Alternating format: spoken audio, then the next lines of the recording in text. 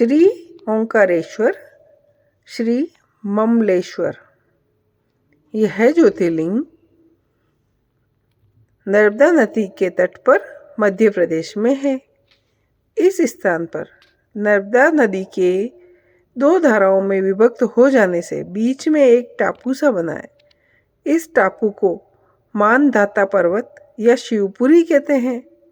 नदी की एक धारा इस पर्वत के उत्तर और दूसरी दक्षिण की ओर बहती है। दक्षिण वाली धारा ही मुख्य धारा मानी जाती है। इसी मानधाता पर्वत पर श्री ओंकारेश्वर ज्योतिर्लिंग का मंदिर स्थित है। पूर्व काल में महाराजा मानधाता ने इस पर्वत पर अपनी तपस्या से भगवान शिव को प्रसन्न किया था। इसी से इस पर्वत को मानधाता पर्वत कहा जाने लगा। इस ज्योतिर्लिंग के मंदिर के भीतर दो कोठरियों से होकर जाना पड़ता है। भीतर अंधेरा रहने के कारण यहाँ निरंतर प्रकाश जलता है।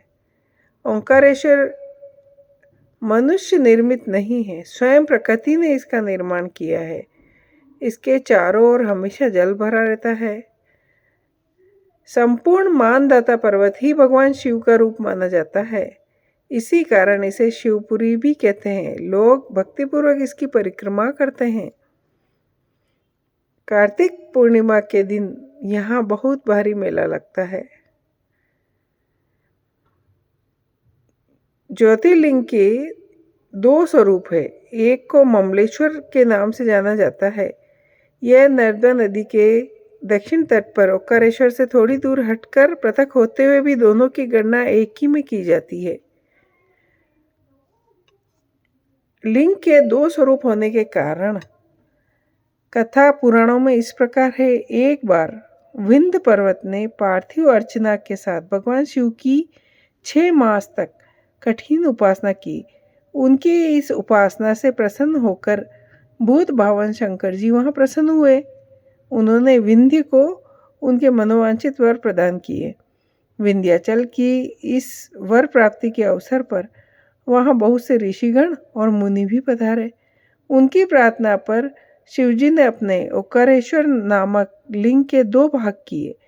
एक का नाम ओंकारेश्वर और दूसरे का अमलेश्वर पड़ा। दोनों लिंग का स्थान और मंदिर पृथक होते हुए भी दोनों की सत्ता को और स्वरूप को एक ही माना गया है।